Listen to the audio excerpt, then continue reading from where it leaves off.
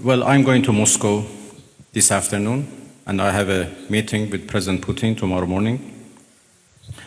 Russia is a friend of Iran, and we enjoy a strategic partnership, and we always consult with each other and coordinate our positions.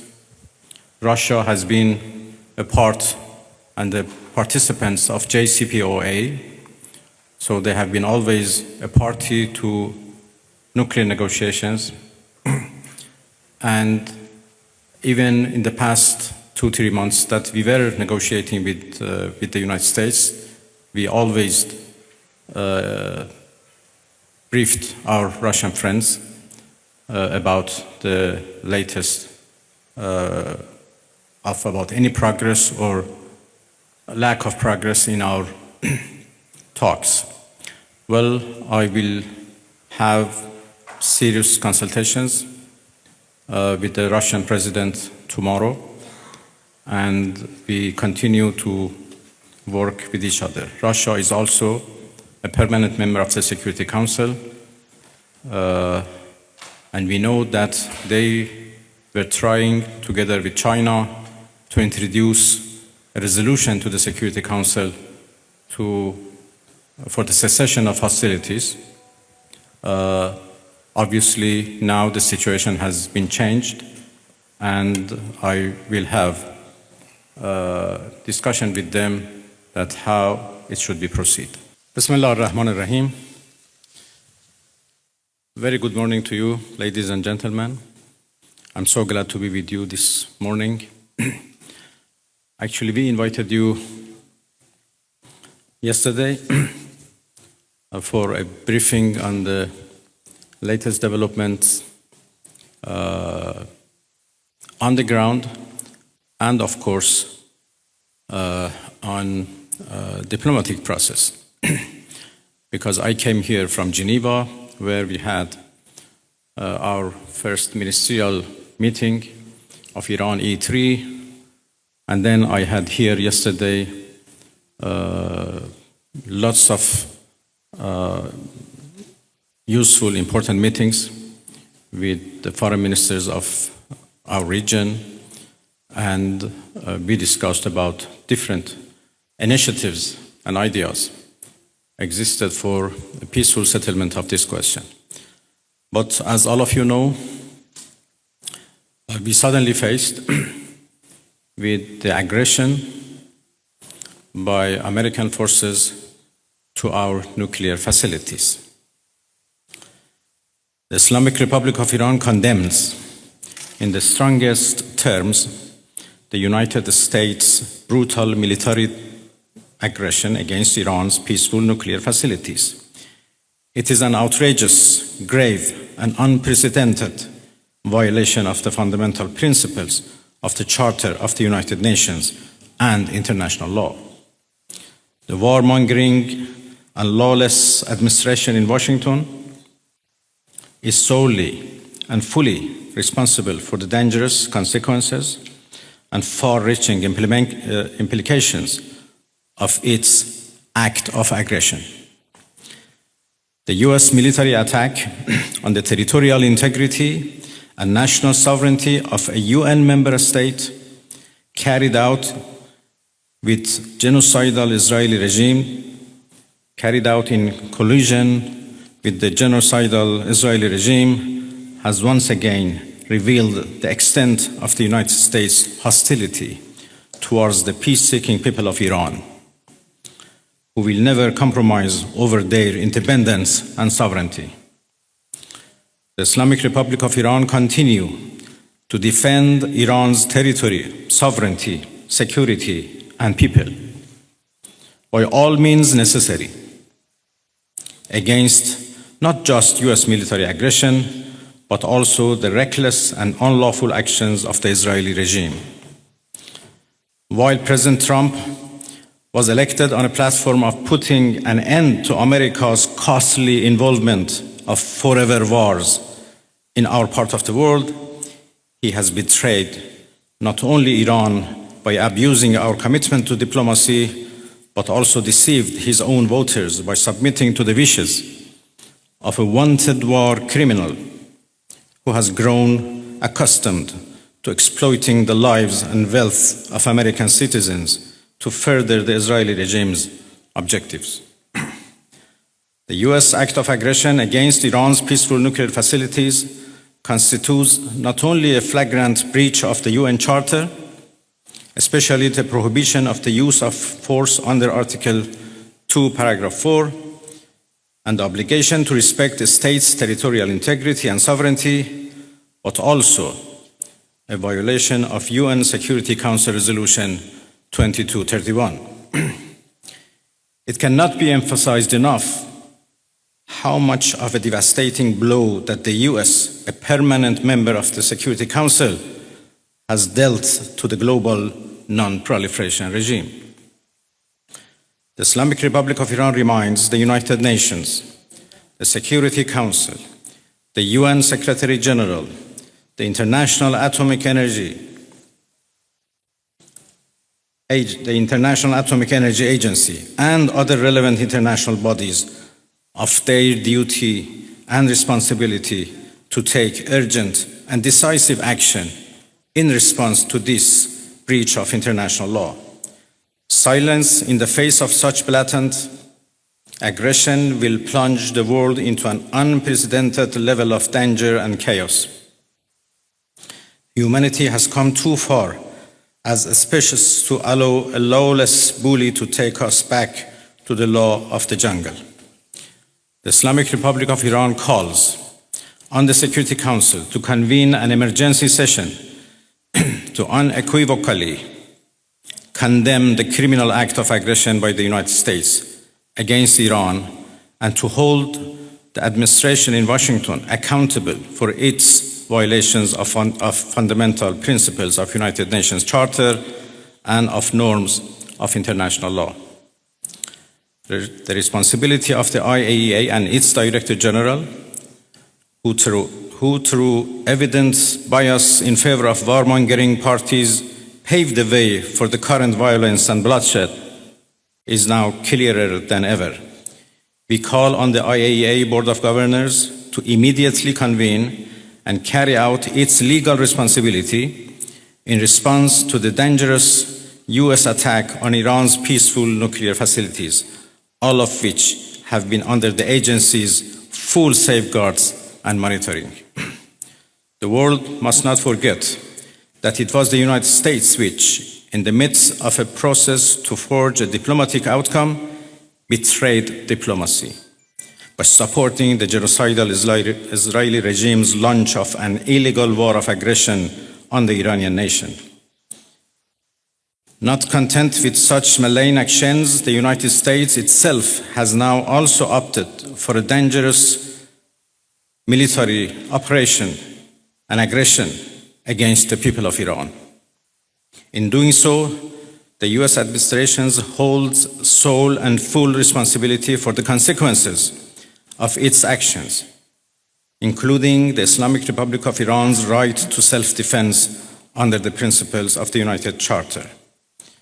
In accordance with the UN Charter and its provisions allowing a legitimate response in self-defense, Iran reserves all options to defend its security, interests, and people.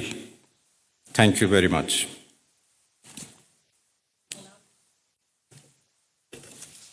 We will now be taking questions. We'd like to start with the Associated Press.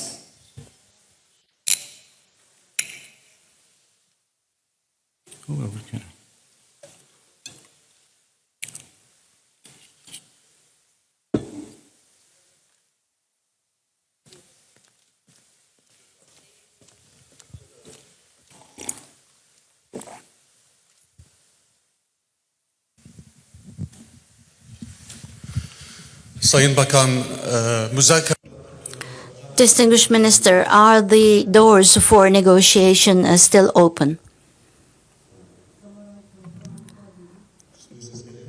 Can you hear me now? Distinguished Minister, the question is as follows. Is the door for negotiations still open?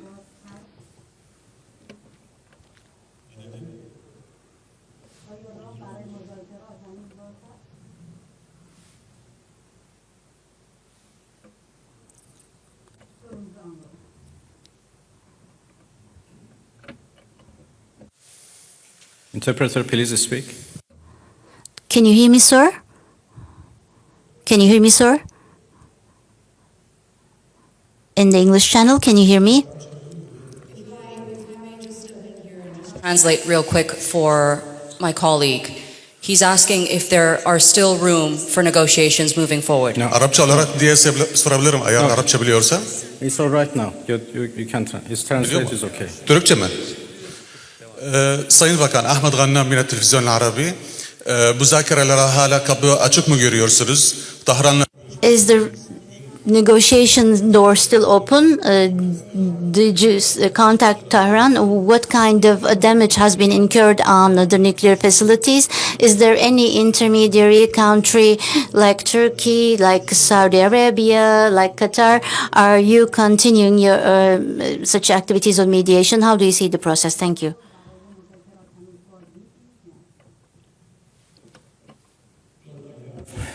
Been in touch with Tehran, of course. I still do not have exact information about the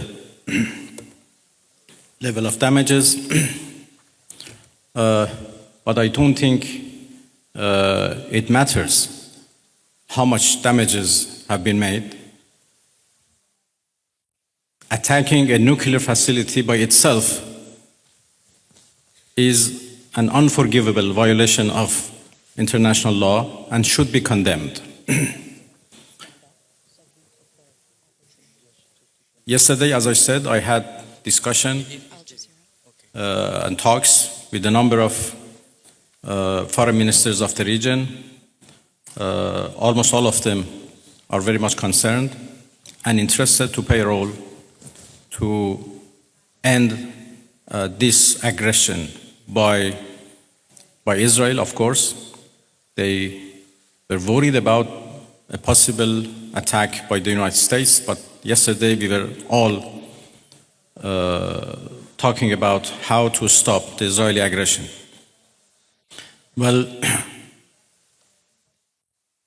of course, the door for diplomacy should be always keep open, but this is not the case right now. My country has been under attack, under aggression, and we have to respond based on our legitimate right of self-defense. And we will do that as long as needed and necessary. We'd now like to take a question from Al Jazeera.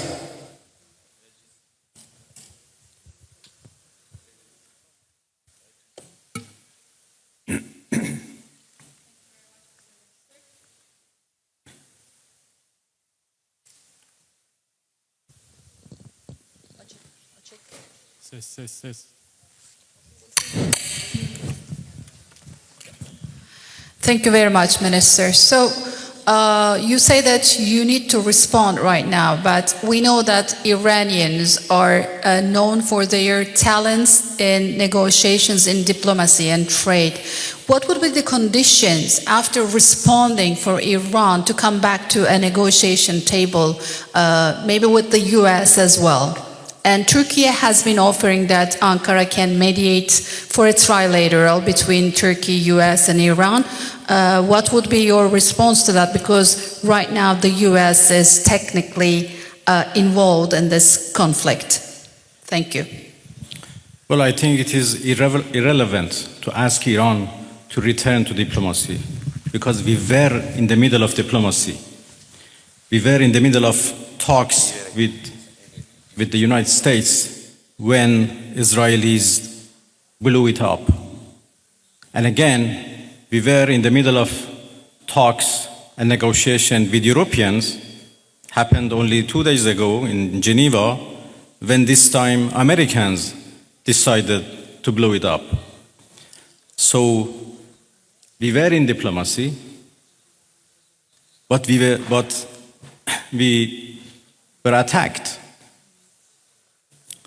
militarily. So it was not Iran, but the US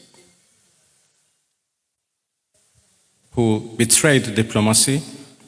They betrayed negotiations. When at the middle of negotiations with us, they gave green light to Israelis, if not instructed them to attack Iran's nuclear facilities. I think they have proved that they are not men of diplomacy, and they only understand the language of threat and force. And this is very unfortunate. The United States showed that they have no respect to United Nations Charter. They have no respect to international law. They have no respect to any international law regarding, managing the world and facing challenges of the world. There is no red line that they have not crossed.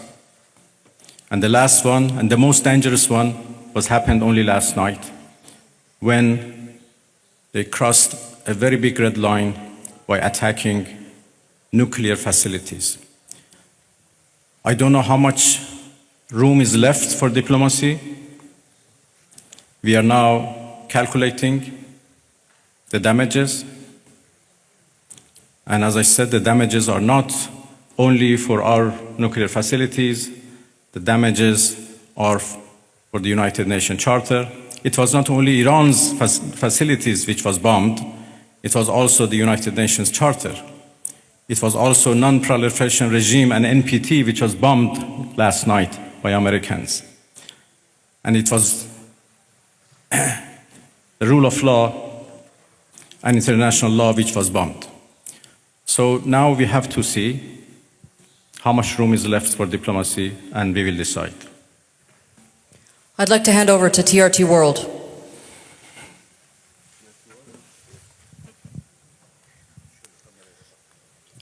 Mr. Minister, the US President Donald Trump warned that Iran must now make peace, otherwise the future attacks, he says, would be far greater and much easier. So how is Tehran responding to that threats from Washington? Thank you. I think it's not up to Iran to respond to that. The whole international community should respond of such a clear threat against the United Nations Charter. Iran has done nothing wrong. We do not understand why Iran should be attacked for a false accusation that Iran is seeking nuclear weapons. It's now more than 20 years that we are trying to prove that our peaceful nuclear program is in fact peaceful and would remain peaceful. We negotiated for a long time with the so-called P5+1, and we came to a deal which the whole world celebrated as an achievement of diplomacy. And then it was the US who withdrew from that deal and reimposed their sanctions and restarted their threats. Again, we were negotiating with the same administration. Then all of a sudden they decided to attack us, first by Israelis, then by themselves. And now they are threatening us for more attacks. So it's not up to Iran, but it's up to international community to condemn this, to prevent this. Otherwise, there would be nothing left for the international law, for the security at the world level. The Security Council should play its role, should play its responsibility to condemn and prevent these kind of threats. We will certainly defend our interest. We will certainly defend our territorial integrity, our sovereignty, and our people. And I'm so glad that our people are now fully understand what injustice they are doing against the Iranian people. They are united and in solidarity with the government, and we stand firm against any aggression. Next, CNN Türk.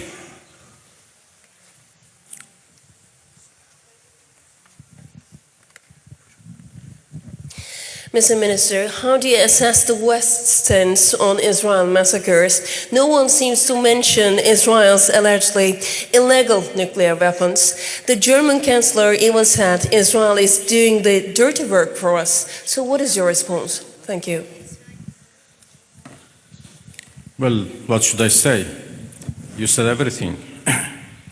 That Iran is under attack by a nuclear-armed superpower and a nuclear-armed regime.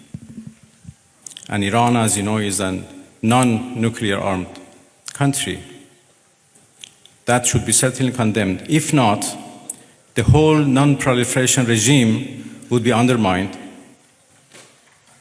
and would be defeated. Iran is a committed member of NPT. But NPT is not able to protect us. So why a country like Iran or other countries who are interested to have a peaceful nuclear energy should rely on NPT for their peaceful activities? It is very unfortunate that Israel is doing, as the German Chancellor called, a dirty job. And by the way, they supported that dirty job. It's a shame. They know that Israel is doing a dirty job and they support it, and they give it every right to do it, and they call it defending itself. It's really a shame. Pardon? Well, I think I'm not in a position to reveal what we are going to do in response to what Americans did last night. I just talked about the fact that NPT failed to protect Iran from and its peaceful nuclear program. And this is a serious challenge. Next, we'd like to take a question from IRIB.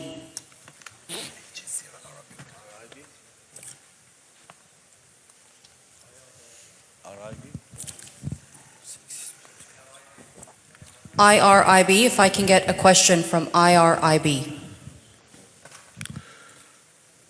Yılmaz Parlar, Türker Gazete, Türkiye Cumhuriyeti'nden çıkan gazete. I'm from a Turkic newspaper and also representing Net News Agency. It is indicated that China is supporting Iran. How do you evaluate its deterrence power vis-a-vis USA and Israel? And can we learn your expectations about your relations with the Russian Federation?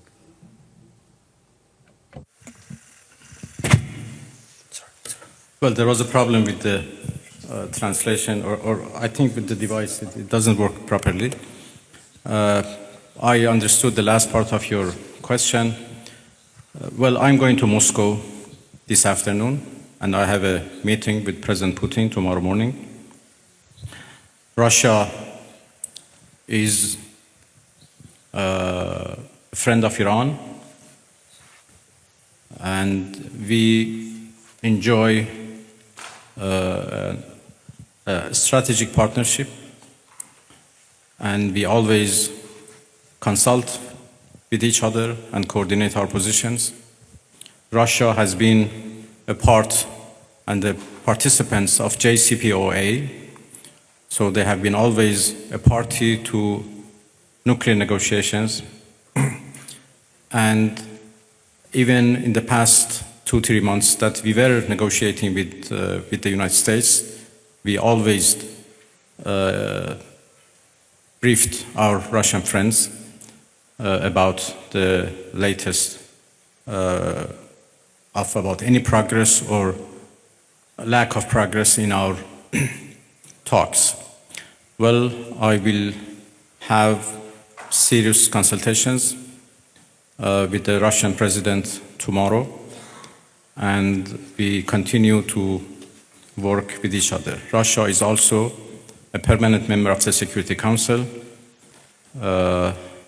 and we know that they were trying, together with China, to introduce a resolution to the Security Council for the cessation of hostilities. Obviously, now the situation has been changed, and I will have discussion with them that how it should be proceed. The final question from IRIB, if we can hand over the microphone to the gentleman right there. Thank you.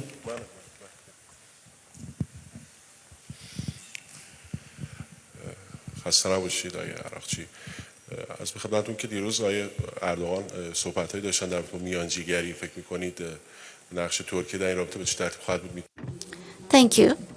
Yesterday, President Erdogan mentioned a mediation instrument. Can Turkey handle such a diplomacy or mediation activity? اردوغان رئیس جمهور محترم ترکیه داشتم. هم ترکیه I had very productive meetings with the President of the Republic of Turkey yesterday, and I also had contacts with some of the countries of the region. Some of the countries of the region, such as Turkey, are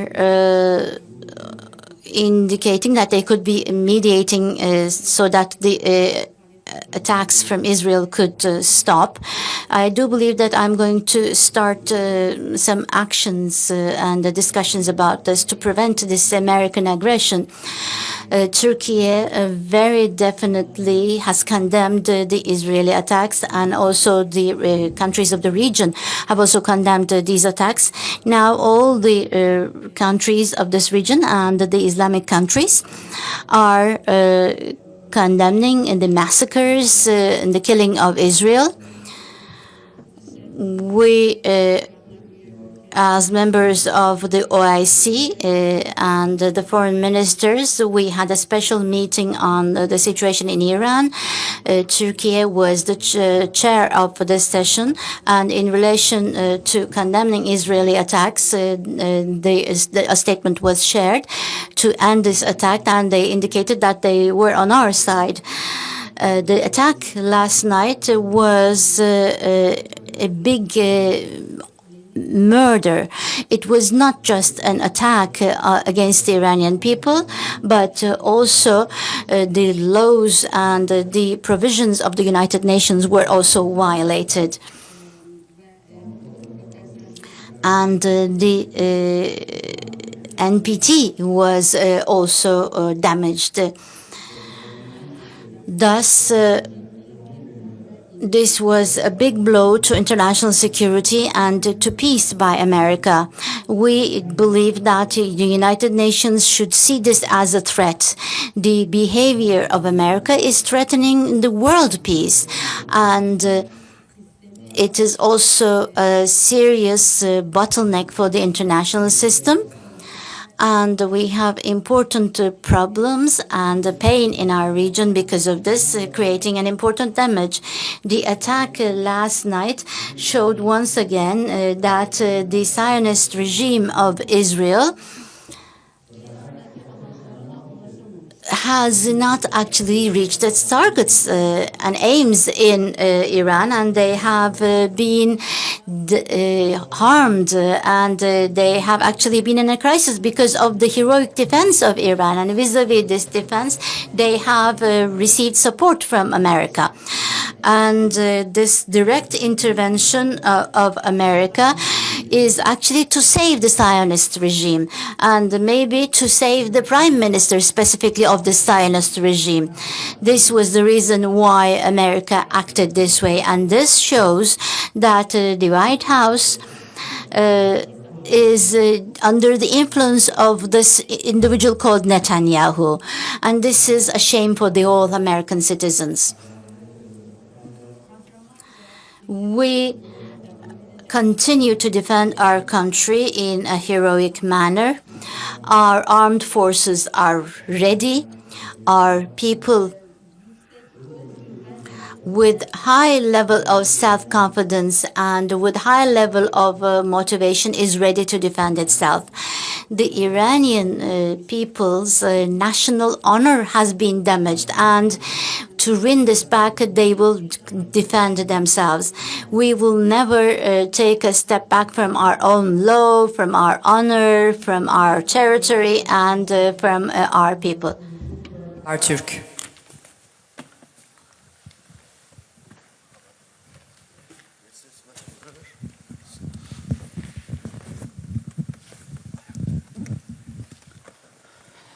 Mr. Minister, thank you very much for doing this. And I'll come from Habertürk and Bloomberg HD. You said attacks at nuclear facilities are red line, and you are calculating your response. So here is the question. What are the options? Are you going to retaliate at US bases in the region, or are you going to considering to close the Strait of Hormuz? And one more question as well. 2 times while you are at the table of negotiation, Israel and US attacked your soil. So do you still have the same level of trust to Western diplomacy? Thank you. There are a variety of options available to us, and that's it. We never trusted Western countries when we negotiated them, and there are now even more reasons why we shouldn't trust them at all. Of course, the way for diplomacy should be always remain open. But, as I said, we are not in the situation right now to decide how to engage in diplomacy once again and with whom.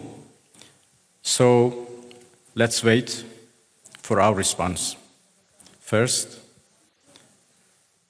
And when the aggression is ended, we decide how to engage in diplomacy once again. Next, over to NTV.